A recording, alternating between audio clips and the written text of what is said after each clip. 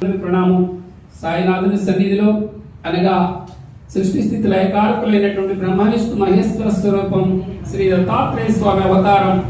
శ్రీ దత్తాత్రేయ స్వామి మన రాష్ట్రంలోని పిఠాపురంలో శ్రీపాద శ్రీవల్లభ స్వామిగా అవతరించారు. రెండవ అవతారంగా నరసింహ సరస్వతి అనే తిరూపంలో కరంజ అనే గ్రామంలో మహారాష్ట్రలో అవతరించారు. తిరిగి ఆ దత్తాత్రేయ స్వామి మూడవ అవతారంగా మాణిక్య ప్రభు రూపంలో అనగా కర్ణాటక రాష్ట్రంలోని ఉమ్నాబాద్ వద్ద మాణిక్యనగర్ అనే గ్రామంలో అవతరించారు. తిరిగి మరలా దత్తాత్రేయ స్వామి నాలుగవ అవతారంగా స్వామి సమర్థ అక్కల్కోట స్వామి అనగా షోలాపూర్ జిల్లా మహారాష్ట్రలోని షోలాపూర్ జిల్లాలో అక్కల్కోట అనే గ్రామంలో అవతరించారు.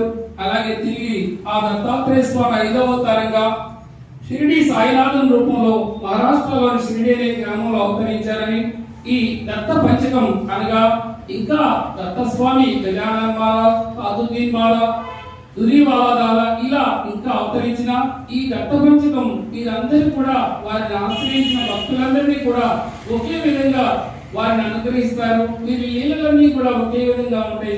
అటువంటి దివ్యమైనటువంటి దత్తాత్రేయ స్వామి ప్రథమ అవతారం శ్రీపాద వల్లభుడు నరసింహ సరస్వతి స్వామి రూపంలో ఉన్నటువంటి శ్రీ గురుని యొక్క దివ్య చరిత్ర, శ్రీ గురు చరిత్ర మనం పారాయణ చేసుకుంటున్నాం. ఇప్పటి వరకు ఇంతవరకు 38 అధ్యాయాలు పారాయణ చేసుకున్నాం. ఇప్పుడు 39 అధ్యాయం నుంచి శ్రీ గురు చరిత్ర పారాయణ చేసుకుంటున్నాం. నామధారకుడి యొక్క సందేహాలన్నీ కూడా సిద్ధుడు శ్రీ సిద్ధుడు ఎలా పరిష్కరించి వారికి ఎలా చెప్తున్నారో హితబోధ గురుబోధ వాటిని మనం ఇప్పుడు తెలుసుకుంటున్నాం.